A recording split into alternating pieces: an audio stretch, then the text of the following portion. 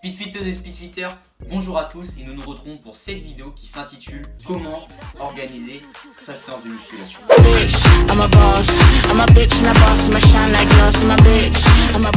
Rentrons tout de suite dans le vif du sujet. Donc ce qu'il faut savoir, c'est qu'on va pas faire sa séance de musculation. Moi j'y vais, j'enchaîne mes pompes, mes squats, mes dips, c'est un exemple, et je repars. Ça va être beaucoup plus complexe que ça pour assurer une bonne séance et qu'il y ait des résultats concrets derrière. Tout d'abord, ça va passer par l'alimentation. Avant une séance, il ne faut pas que vous arriviez à jeun. Comme dans beaucoup d'activités sportives, il ne faut jamais arriver à jeun, c'est vraiment déconseillé. Donc ça va être pareil en musculation. Vous arrivez en ayant mangé et bu.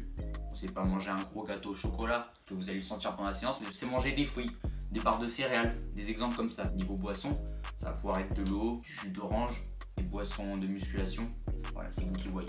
Mais il faut vraiment éviter d'arriver à jeun. Il ne faut pas non plus trop manger avant la séance, parce que comme pour l'exemple du gâteau au chocolat, après vous passez pas forcément une bonne séance si vous le sentez tout le long dans votre ventre.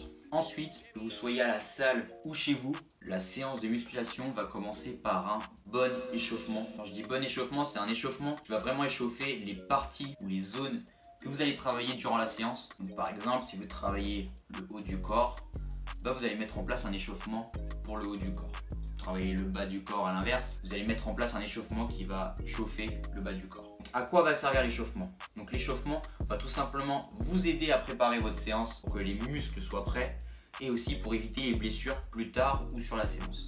En général, un échauffement va durer approximativement 5 minutes. Le tout, c'est qu'il faut qu'à la fin de ces 5 minutes, vous soyez correctement échauffé et prêt à l'effort. Donc ensuite, je vais enchaîner sur mes exos de mon programme que je me suis fait ou qu'un coach sportif m'a fait en m'appliquant et en restant vraiment concentré pour optimiser au mieux la séance, ce qui est vraiment très important. Tout au long de la séance, forcément, je pense à bien m'hydrater, en boire des bouteilles entières et boire des gorgées. Pour finir, moi ce que j'aime bien faire quand je me fais mes propres programmes ou que je fais des programmes pour des personnes, c'est finir par un exercice qui va soit vous terminer, donc à la fin vous en pourrez plus du tout, soit finir par un exercice qui va calmer le jeu de la séance et qui va être plus cool.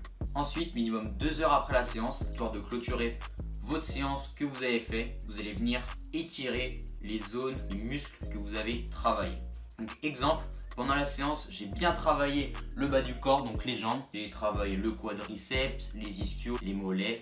Donc maintenant, je vais venir les étirer un à un. Et bien sûr, au fil des jours, pensez à varier vos entraînements. Travaillez pas toujours le haut du corps ou toujours le bas du corps. Pensez à varier, ce qui va être vraiment très important. Donc maintenant, place à la conclusion. Premièrement, je m'alimente avant la séance pour éviter de me blesser ou de faire un malaise. Deuxièmement, je m'échauffe minimum 5 minutes pour éviter de me blesser. Troisièmement, j'enchaîne sur mes exos principaux en étant concentré et en étant à fond dedans. Quatrièmement, je pense à bien m'hydrater pendant ma séance. Cinquièmement, je termine par un exo qui soit me termine, soit calme le jeu.